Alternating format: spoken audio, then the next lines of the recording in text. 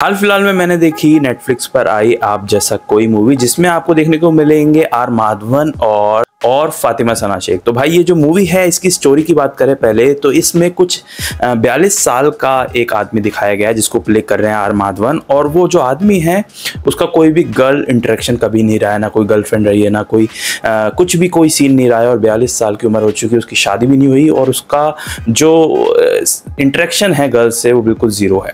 और उसके बाद वो एक संस्कृत टीचर भी है। तो जो फर्स्ट हाफ है मूवी का वो निकलता है आर माधवन की क्यूटनेस और जिस तरीके से वो किसी लड़की से इंटरेक्ट करने से घबराता है, उन सब के पीछे देखो कहीं ना कहीं ये एक बहुत इंपॉर्टेंट इशू को भी टारगेट करती है, जिसमें बहुत सारे लोग ऐसे ही होते हैं। तो कहीं ना कहीं आप इस मूवी को देख के इम्प्रेस तो बिल्कुल होगे।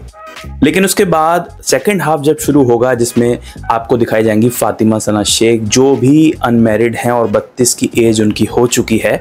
और 32 और 42 का ये कॉम्बिनेशन, मतलब आर माधवन एक वेबसाइट पर, एक साइट पर लॉगिन करते हैं और उसके बाद फिर एक डेट पर जाते हैं फातिमा सना शेख। अब देखो इसमें वुमेन एम्पावरमेंट और भी बहुत सारे टॉपिक्स पर फोर्सफुली मैं कहूँगा कि जताने की कोशिश की है, क्योंकि कारण ये है कि बहुत सारे सीन्स इस मूवी के ऐसे थे जिसमें मुझे ऐसा लगा कि ये वुमेन एम्पावरमेंट नहीं है, कहीं ना कहीं ये मिसलीड करने की कोशिश हो रही है, ऐसा मुझे लगा। क्योंकि हर एक बंदे का अपना एक ओपिनियन होता है। कारण ये है कि देखो फर्स्ट हाफ में जहाँ हमें लगा था ये मूवी बहुत लाइट हार्टेड है और बहुत बढ़िया राइटिंग और बहुत बढ़िया डायरेक्शन जा रहा था, वहीं सेकेंड हाफ में कुछ कॉन्वर्सेशन, कुछ सीन्स ऐसे होते हैं जिसको देखने के बाद आपको ऐसा लगता है कि ये डिबेटेबल इशू है, आप क्लियर कट ओपिनियन नहीं दे सकते।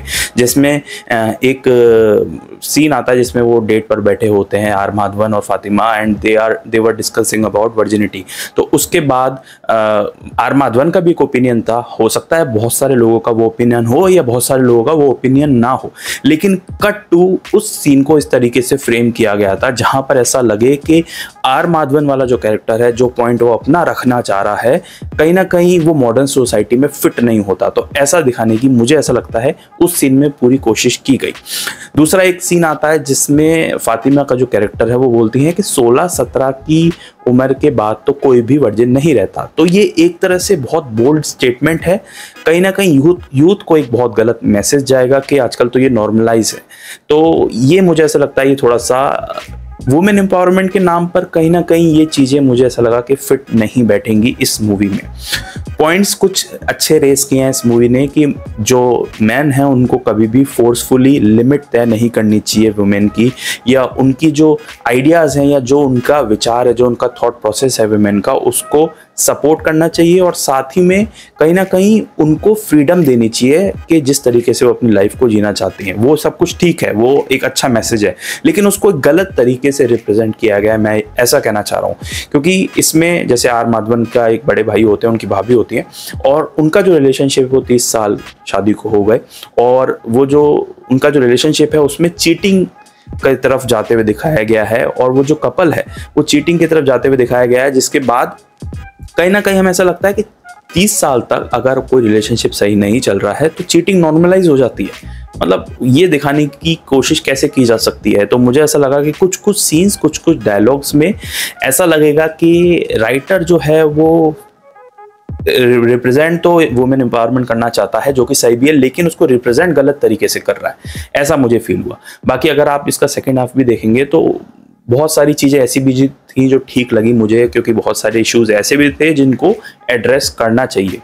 अब दूसरी बात, मुझे ऐसा लगा कि कुछ इश्यूज ऐसे थे जो डिबेटेबल है और हर एक का एक अपना ओपिनियन होता है, तो हम एक क्लियर कट ओपिनियन नहीं बना सकते उस पर। अच्छा, बात करें इसके स्क्रीन प्ले की, तो मुझे ठीक सा एवरेज स्क्रीन प्ले लगा, मुझे कुछ ऐसा कुछ खास अच्छा नहीं लगा स्क्रीन प्ले में। बाकी आर माधवन की एक्टिंग बहुत ही बढ़िया है, फातिमा जी की एक्टिंग बहुत ही बढ़िया है, और ओवरऑल अगर आप इस मूवी के गाने देखेंगे ना तो वो बहुत ही कैची हैं गाने, मतलब वाह, गाने के लिए बहुत बढ़िया काम किया गया। तो मुझे गाने इस मूवी के अच्छे लगे।